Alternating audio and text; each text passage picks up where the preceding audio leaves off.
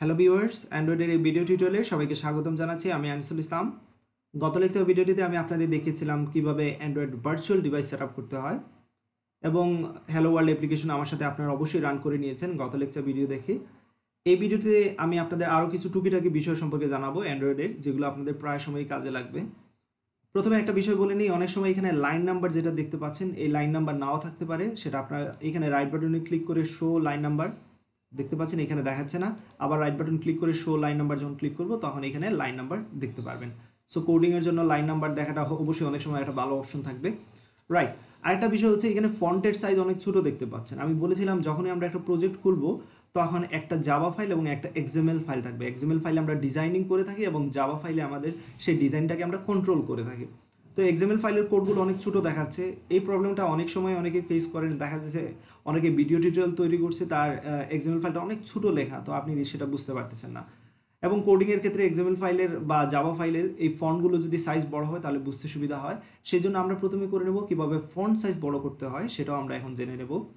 So ফাইলে যাবেন, সেটিংয়ে যাবেন, তারপর এডিটরসে যাবেন, ডেফিনেটলি এডিটরস, জেনারেলে যাবেন এবং এইখানে একটা অপশন দেখতে পাচ্ছেন change font size with control plus mouse wheel. So এইখানে ক্লিক দিয়ে ওকে দিয়ে দেবেন।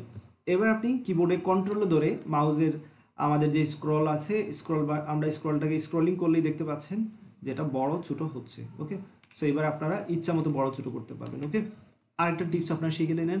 এবার আরেকটা বিষয় বলে রাখি, এইখানে এক্সএমএল ফাইলে প্রথমে যাচ্ছি।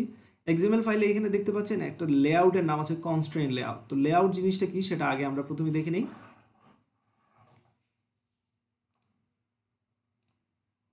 এইদিকে একটু লক্ষ্য রাখবেন, এখানে দুইটা জিনিসের প্রতি খুবই লক্ষ্য রাখবেন আপনারা। এটা হচ্ছে ভিউ গ্রুপ আর একটা হচ্ছে ভিউ। একটা হচ্ছে ভিউ গ্রুপ আর একটা হচ্ছে ভিউ।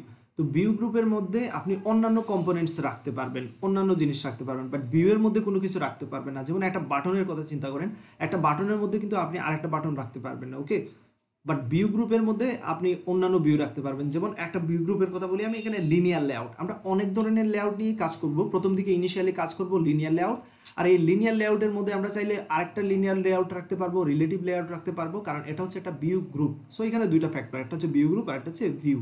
ভিউয়ের মধ্যে কোনো কিছু রাখতে পারবেন না, বাট ভিউ গ্রুপের মধ্যে অন্যান্য এক বা একাধিক ভিউ গ্রুপ বা ভিউ রাখতে পারবেন। এটা একটা সুবিধা। ওকে, সো প্রথমেই যেটা দেখেছিলাম আপনাদের, এইখানে আমি আবারও অ্যান্ড্রয়েড স্টুডিও ম্যানেজার নিয়ে যাচ্ছি। এখানে দেখতে পারতেছেন একটা লেআউট আছে কনস্ট্যান্ট লেআউট, বাট আমরা ইনিশিয়ালি ইউজ করবো লিনিয়ার লেআউট। তো এতটুকু সিলেক্ট করে নিলাম, LI লিনিয়ার লেআউট। ওকে, সো লিনিয়ার লেআউট সিলেক্ট করবো এবং লিনিয়ার লেআউটের মধ্যে একটা ভিউ আছে যেটার নাম হচ্ছে টেক্সট ভিউ।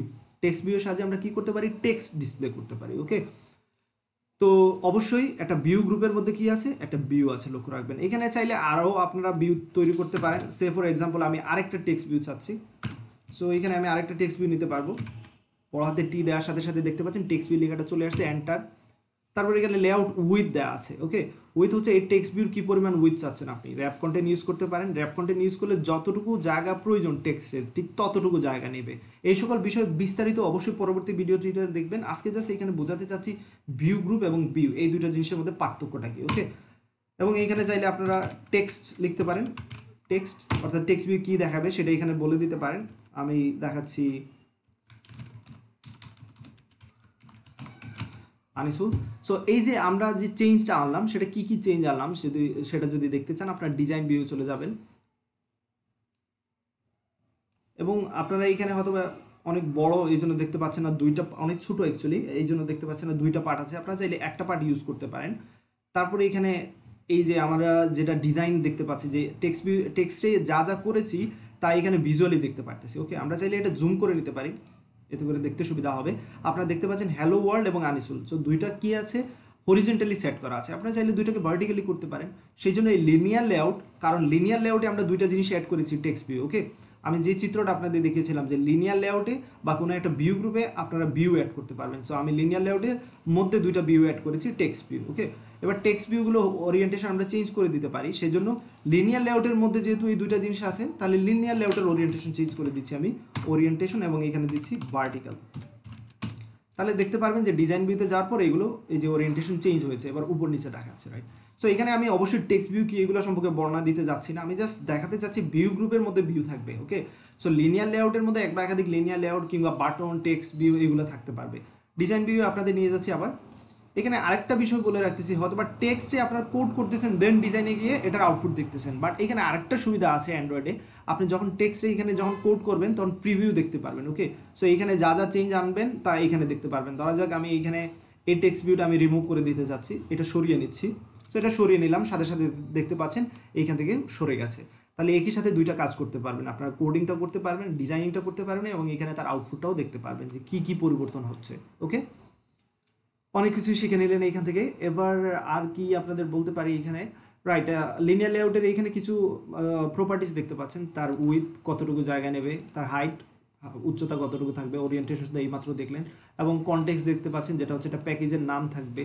ওকে, এবং এই কনটেক্সটে প্যাকেজের নামের সাথে দেখতে পাচ্ছেন মেইন অ্যাক্টিভিটি লেখা, অর্থাৎ কোন ক্লাসের সাথে সে কানেক্টেড, সে মেইন অ্যাক্টিভিটি ক্লাসের সাথে কানেক্টেড। এবং আরেকটা বিষয় এখানে বলে রাখতেছি, প্রথমেই যখন আমরা অ্যাপ্লিকেশনটা রান করি, সবার আগে যখন অ্যাপ্লিকেশনটা রান করি তখন অবশ্যই ম্যানিফেস্ট ফাইলে চলে যাবে। ম্যানিফেস্ট কি সেগুলো সম্পর্কে বিস্তারিত অবশ্যই আমরা আলোচনা করব, বাট এইখানে আমি সংক্ষেপে একটা কথা বলে নিচ্ছি যে এই ক্লাস যখন রান হয় প্রথমে অনক্রিয়েট মেথড, তার মধ্যে যে মেথডটা আছে অনক্রিয়েট মেথড কল হয়, এবং অনক্রিয়েট মেথডের মধ্যে দেখতে পাচ্ছেন যে এই লাইনে কি হচ্ছে যে অনক্রিয়েটের যে ওভাররাইড মেথডটাকে কল করতেছে, বাট আমাদের ইম্পর্টেন্ট লাইনটা কিন্তু এইখানে, যখনই এই ক্লাসটা রান হবে তখনই সে কী করবে, অ্যাক্টিভিটি মেইন এই এক্সএমএল ফাইলটাকে সে লোড করবে। আর এক্সএমএল ফাইলটা কোথায়, এই যে অ্যাক্টিভিটি মেইন। সুতরাং এইখানে যাই ডিজাইন করুন না কেন সেটাকে কে লোড করে, এই জাভা ফাইল লোড করে। ওকে, সো আজকের ভিডিও টিউটোরিয়ালে এতটুকুই বলার ছিল। পরবর্তী ভিডিও টিউটোরিয়ালে আমি আপনাদের দেখাবো এইখানে বিভিন্ন ফাইল স্ট্রাকচার সম্পর্কে কথা বলবো, যে ম্যানিফেস্ট ফাইল কেন ব্যবহার করা হয়, জাভা কিংবা রিসোর্স ফোল্ডারের মধ্যে কী কী আছে এই নিয়ে আমরা বিস্তারিত আলোচনা করব। আজকের ভিডিও এতটুকু থাকবে, সবাই ভালো থাকুন, সুস্থ থাকুন, আল্লাহ হাফিজ।